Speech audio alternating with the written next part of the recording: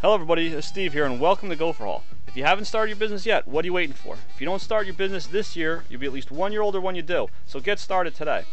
Alright, in today's discussion we have a great topic. And you know, I say this all the time, but it's so true. If you want to learn more about running your lawn care business, if you want to learn more about business, get on the Gopher Forum at gopherforum.com and just read. There's so many great topics. And also read my blog too. I try to take great topics from the forum and put them into article format to make it for easier reading. And my blog's at www.lawnchat.com. Check out both these sites because there's just a ton of information available for you to educate yourself. So today we're going to be talking about lawn care business sales lessons. We can always learn more about sales. Without sales we would have no income, and without an income we'd have no business. So to boost your lawn care business sales, let's talk to one of our fellow Gopher Lawn Care Business Forum members who used to be a used car salesman, and we get a great opportunity to pick up some ideas from him. Before he moved on and decided to stop making others rich and start making himself rich, I got a chance to ask him to share with us some of his insight into how they can improve their sales, and here's what he had to say. Most any business revolves around sales, and in most cases you'll sell something at least once in your life.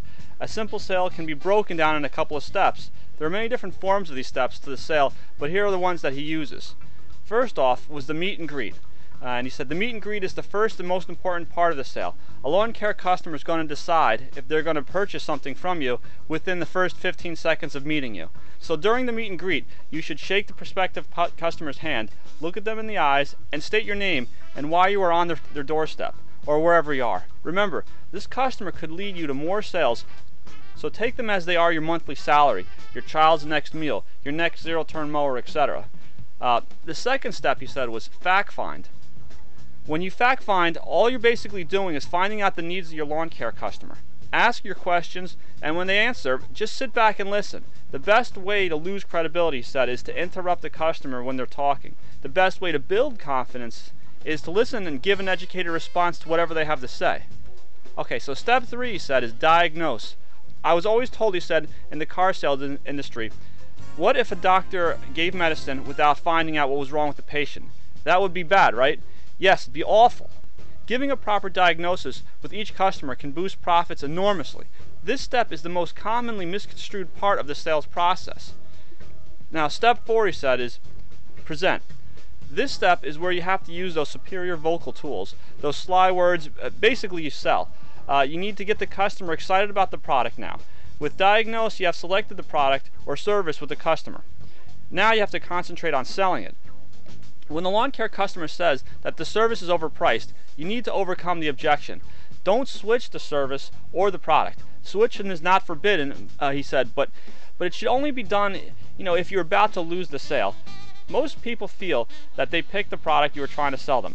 So when you try to switch it, it gives them the feeling that you're a swindler salesman and you're trying to screw them up or rip them off. So don't switch unless you absolutely have to. Now, the step 5, he says, is ask for the sale. Don't be afraid, he says, to ask for the sale. This can be intimidating to bluntly say, so you're going to buy, this or what? So what you do is, he said, is apply the 3 yes rule. For instance, you're talking to the customer and you say, so do you like the work I've shown you? The customer will probably respond, yes, it looks very nice. Then you could respond by saying, do you like me? And what I mean, is could you stand seeing me every Friday at around 11 a.m.? And then maybe chuckle while asking this. And the customer could respond by saying, haha, yeah, you're okay. The last guy who did my yard only spoke to me, when he wanted something to sell. So then you could respond to the customer and say, is the price acceptable to you? And a little caveat he added to this was, if the price is not acceptable, find out why and overcome the objection. He says, do not change your price. So the customer may come back and say, well, your price is a bit high, but your work is better quality, so yeah, the money's right. Now that you have the 3 yeses, it's time to strike and ask for the sale. Be bold, he said, be stern and serious, no laughing now. So you'll come back and say, the work is good, you like me, and the money's right.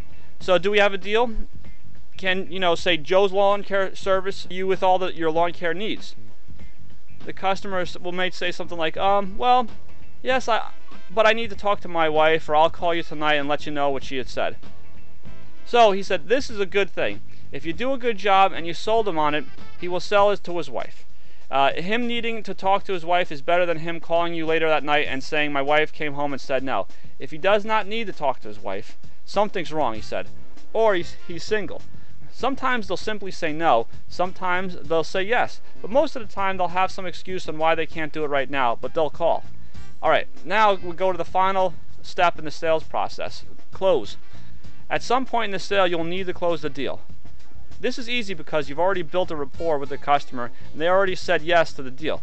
Closing is just a reassurance of your quality and their value for the dollar. At the end, after all the items are finished and the paperwork's signed, shake hands with everyone, even the kids. Say thank you and assure them that you are there to help them with anything they'll need.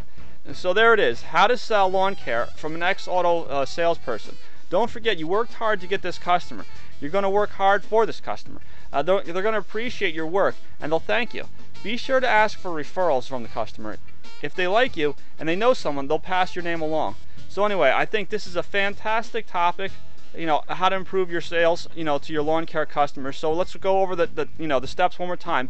First is meet and greet, second is fact find, third is diagnose, fourth is present, fifth is ask for the sale, and then sixth is close. So if you need to listen to this, podcast again, re-listen to it, and just pay attention to different parts, and then start applying this, when you start going out there and you're trying to make more sales. And I really think this is going to help you improve your sales. So anyway, get on the forum, GopherHaul.com, get on my blog, LawnChat.com, read, and if you want to post questions, get on the forum and ask. So until the next time we speak, always remember to dream it, build it, go for it. And don't forget to check out Gopher billing and scheduling software for the lawn care industry at www.gophersoftware.com. If you have a problem scheduling and billing your repetitive jobs, that can be tedious and time consuming.